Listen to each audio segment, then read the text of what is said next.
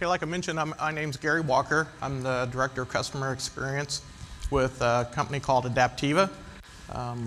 We are an add-on to SCCM. We take what SCCM does and make it even better. Our company was founded by one of the lead architects of SMS 2003, Deepak Kumar. We've been in business since 2004 in Bellevue, Washington. We're worldwide. We actually have probably the same number of customers outside of the U.S. as we do in the U.S. And we're trying to help move from an infrastructure-heavy SCCM environment to a more nimble one that's going to focus more on intelligence, not infrastructure, on harvesting, not throttling, and on automation and not administration. We have 3 products in our suite. One site is our content distribution engine. Client Health is a fully programmable through workflows to maintain client health in your enterprise. And finally, Green Planet is our Wake on Land solution. All 3 run in the same Evolve platform. And then we also have several partners that help us implement around the world that have actually been doing a great job for us.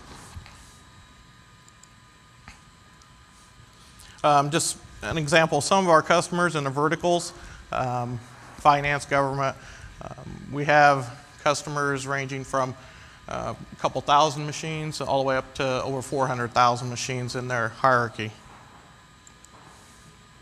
So today, I want to talk about a survey that we did about Windows 10 and also the Config Manager 2016 or 1511 and how quick customers are going to adopt that. Talk about the traditional systems management versus smart scaling of systems management, and then the 3 key strategies that we recommend to use to move you to that. And then I'll try to go through these slides rather quickly so we can get to a demo and then any questions and answers. So first of all, we conducted this survey to get an idea how fast our customers were going to be moving to Windows 10 and the new configuration manager. And of the ones that responded, 53% of them say they're going to move to the new config manager in 2016. 63% of them said they'll have a significant presence of Windows 10 in their environment.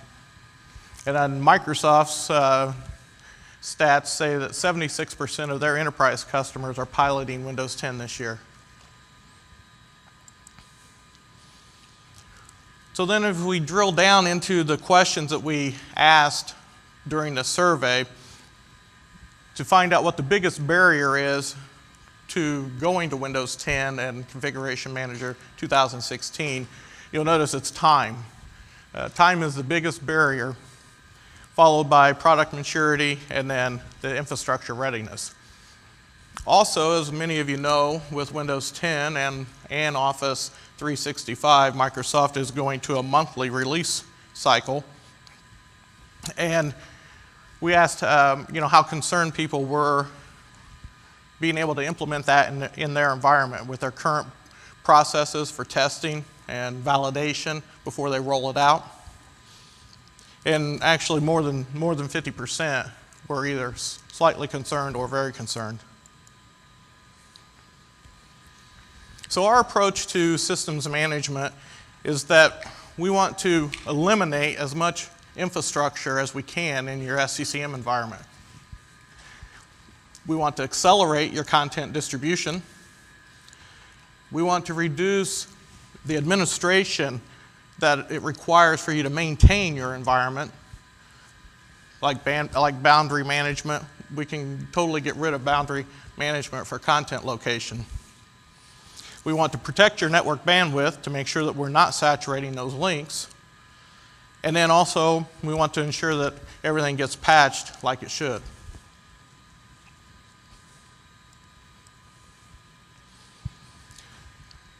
This is kind of hard to see. This is basically mapping traditional systems management to smart scaling systems management, where we go from infrastructure focused to intelligence focused, centralized client server architecture to a distributed P2P architecture. Go from disk space intensive to a virtualized storage or a virtualized SAN. We go from bandwidth throttling to bandwidth harvesting. Throttling would be where you set it at a certain amount and it runs at that speed all day long. Where bandwidth harvesting is, we'll harvest whatever is available at that time with a variable. Go from frequent content pulling to efficient compressed content pushing. What we mean there is, like if you set SCCM to pull policy once an hour and you have 200,000 machines in your environment, then you're basically doing 200,000 SQL queries every hour. And if you're not deploying anything in that hour, was there a need to do that? Well, we make it so that you don't have to do those pulling intervals, where we actually trigger off of a policy assignment, and we'll contact your machine and tell your machine, hey, you got a policy, you need to pull policy. So you can greatly reduce the impact on your infrastructure.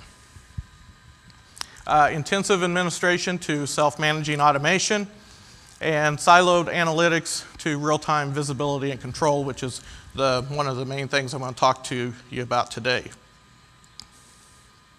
So our 3 key strategies for implementing smart scaling. First of all, like I mentioned, intelligence, not infrastructure. We're going to work smarter, not harder. Harvesting, not throttling, as I just mentioned before. And finally, automation, not administration. So any of those tasks that you can automate and feel comfortable automating, we want to be able to empower you to do that.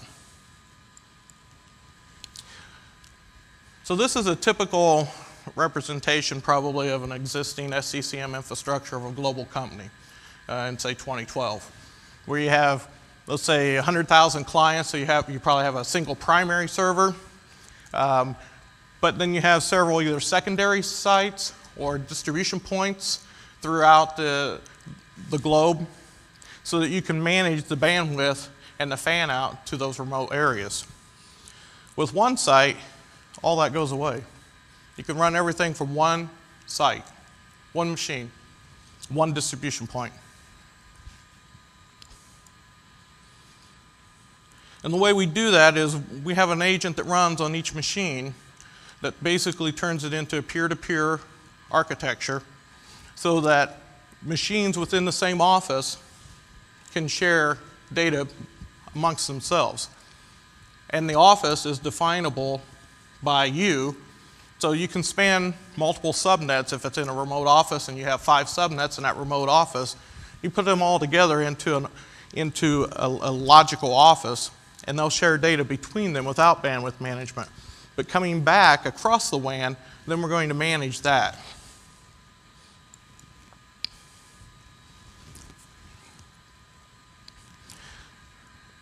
So this is harvesting, not throttling. So what we do is we actually monitor the traffic by looking at the router queues and knowing what is that optimal length of that router queue. It's kind of like when you're pouring something through a funnel. If you don't have enough in that funnel so that you're constantly getting a full stream out the bottom, you're wasting bandwidth, right? So what we're doing is we're saying, okay, what's that buffer that you need on that router, and whatever that optimal length is, and this is dynamic, so it depends on what router, what kind of speed you have, then we will monitor that, and any time that it falls below that optimal length, then we'll inject our packets to send that data across the link. So instead of saying, I only want to send 10 kilobits per second with bits, and that's what you send all day long, and let's say it happens to be a holiday, so no one's really in, and you have all this unused bandwidth. Well, we'll take advantage of that. And then the next day when everybody comes back to work, we'll go back down. So we fluctuate as the network fluctuates. And we can handle high latency links. We have some customers that have latency of 2 to 3 seconds between packets when you're talking about satellite links and things like that.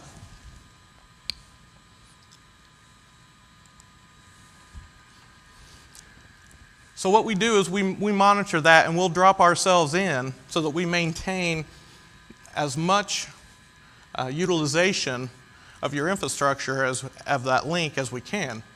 Now, this may require some of your networking people to be educated about the product and the fact that even though it is at 85, 95, 98%, it's okay, because the minute that something else wants to come in, we don't send.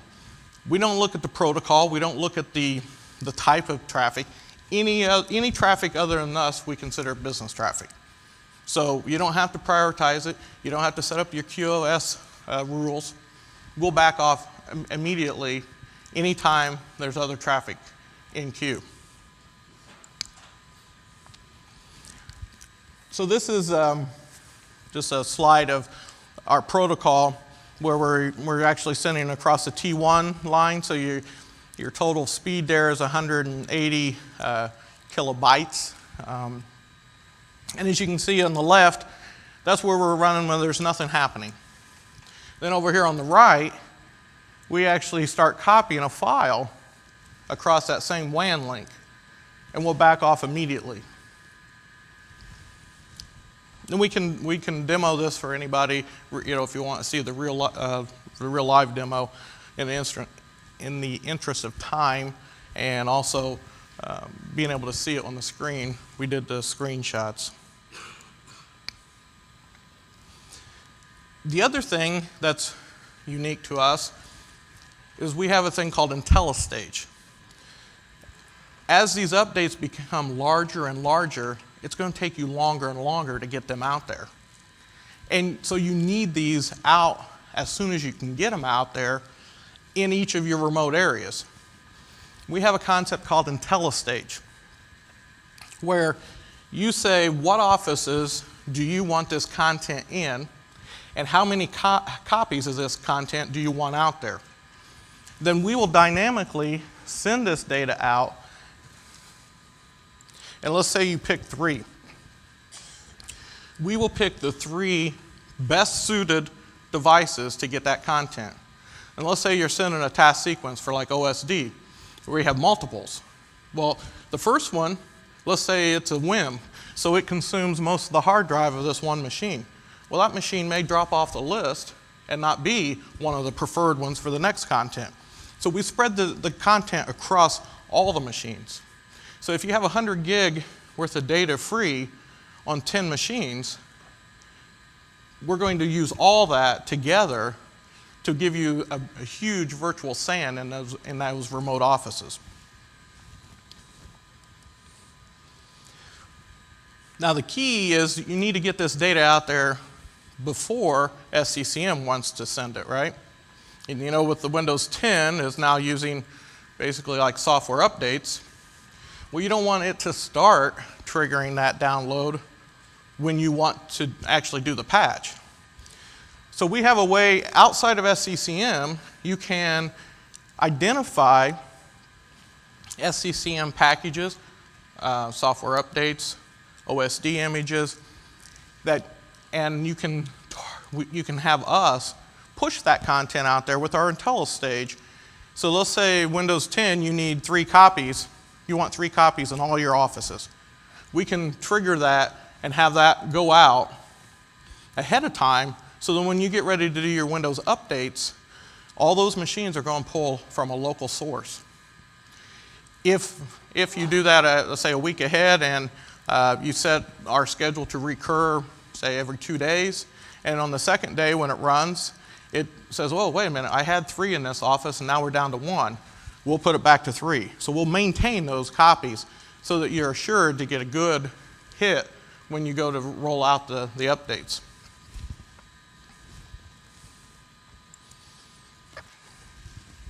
This is the other thing that's that's nice. When I'm talking about automation, anytime you change the content of the Windows update file or the package or the task sequence, we'll automatically detect that there was a change, and we'll send out whatever changed in that package or that task sequence.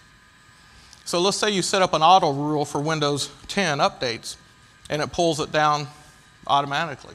We'll detect that change. You already have a content push policy set up to push that update out. The minute it changes, we start trickling it out across your enterprise. It's just putting content out there. It's not, it's not installing anything. But when you're ready to install, it's there.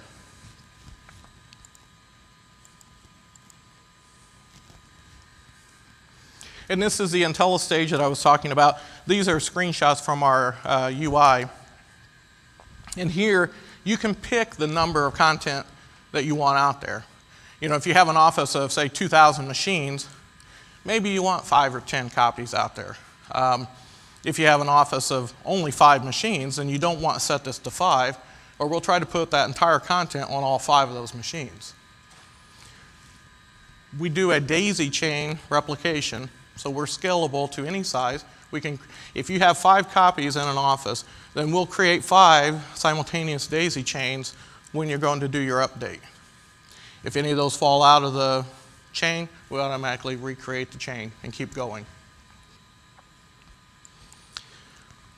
The next thing is, once you get that data out there, you need to know where it's at, right?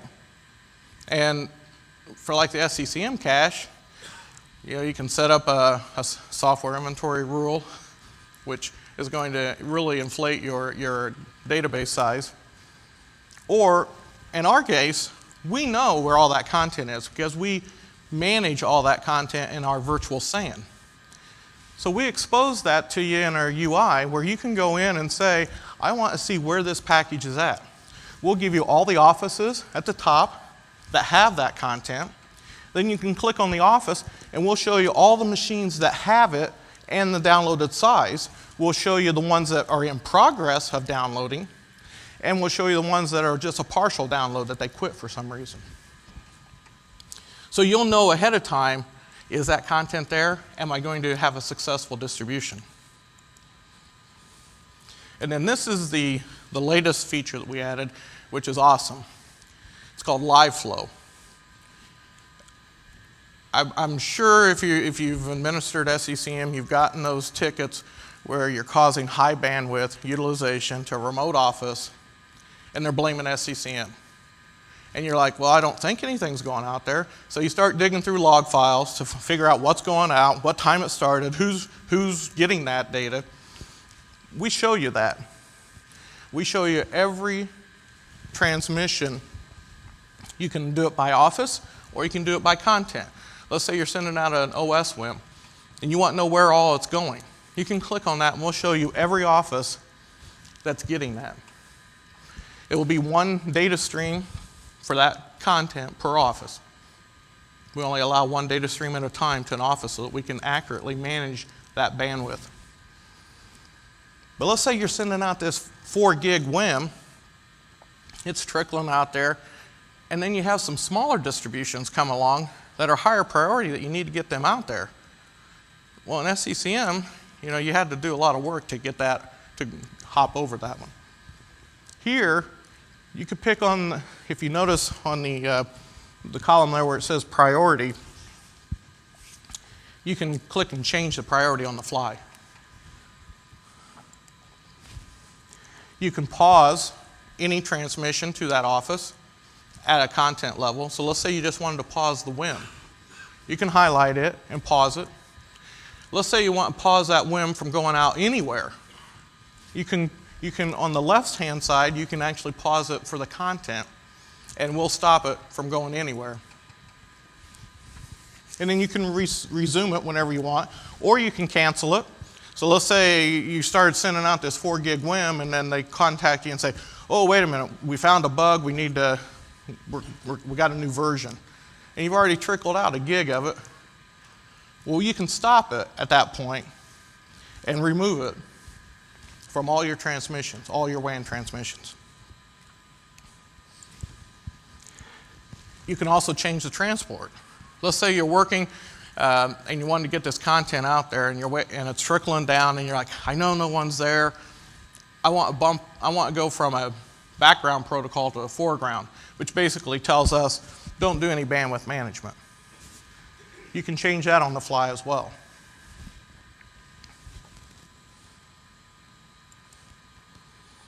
And then you have, whenever these are paused or have an override priority, they'll show up to where you can manage those as well. So you can set it so that every time anybody gets it, it'll go at the higher priority. Anytime they get that content, it'll go at a higher priority. So it'll override for any of them. You don't have to do it every time you send it. You don't have to look at each active distribution. It's going to do it for that content to anybody that's getting it in a remote office. This is just more showing that when you change it, you'll see it reflected in the live flow transmission. So the nice thing about that is when you get that call that they say, hey, our office in Dallas is saying that we got slow network length. You can go in there and you can say, well, we're transmitting one file there, but let me stop that to just the Dallas office, and then we're totally out of the picture. So then they can go figure out, oh, it was Symantec. Oh, sorry, it was McAfee,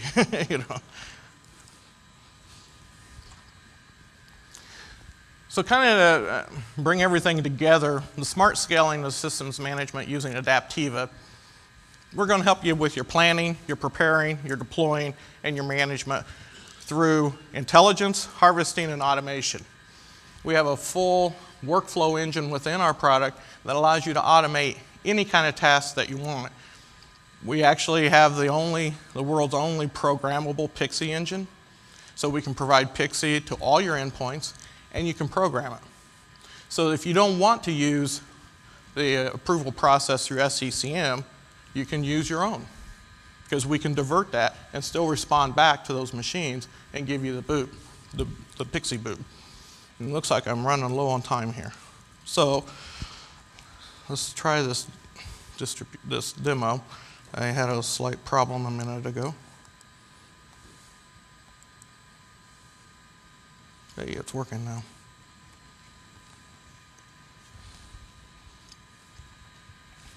So we changed my resolution here.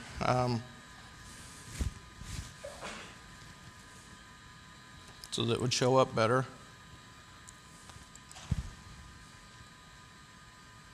There we go. So this is our workbench. This is where you would set up your automation tasks. We have a thing called content push policy. So I came in here and set one up for Windows 10 updates. So I create the push policy. Here's where you tell it the number of machines you want in that remote office. You can set up whether or not you want to auto push changes, which in this case we do. You can set up a schedule, and we have all these schedules. So you can just click and drag these schedules over and add them to it. So if you want it to run every 12 hours, it will run. If the content's already there, it does nothing. And then finally, how do you target that? Well, you target that based on your SCCM collections, which are all visible right here in our UI. Then once you've set that up, now we tell the content, which is on this tab here. So if you go over to the software deployment packages Explorer over here, you'll see that we have the Windows Enterprise Update. And if you notice, we actually go down to the individual content, just like in a software update where you have multiple goods within that software deployment. We have the individual ones here. But if I go up a level to the package, then the next time you download, you're going to get new ones under here. So if I drag this in over here, then we'll automatically detect that, hey, that actually contains these two individual contents. I'm short on time. Okay. So these automatically show up there. So let's say you have Windows, you have your, in SCCM, you have your service plan set to pull down from the internet, on day 0, and it gets created as a package within SCCM. It will automatically populate here, we'll automatically start trickling that out. Real quickly here, I'll show you the live flow.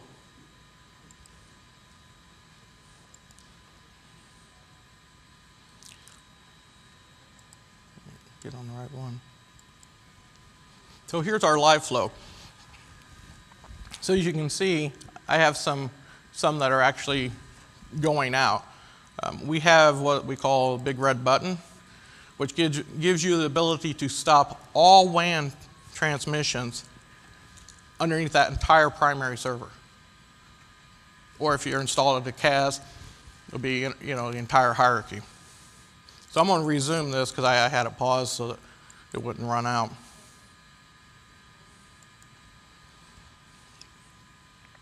So this it refreshes. You can set it to whatever you want it to refresh. And here I'm looking at the London office. And this will take a little bit. But here's where you can show the details. You can pause the transfer, change the priority, change the transport, or cancel it. This is all done through policies, so we'll stop within a matter of seconds. And here you can see now that we're actually transmitting. And we have a priority of 225 at the bottom, so that one's going, and then the other ones are waiting. So what happened here is actually the priority 10 started before the 225, so they actually got a little bit in there before the higher priority came along. Now you'll notice that the higher priority moved to the top, and now the ones with the lower priority have moved down. To change one of these, if I wanted one of these smaller ones to go up, I would just change the priority here, and I'll say I make it 230, which is greater than the 225.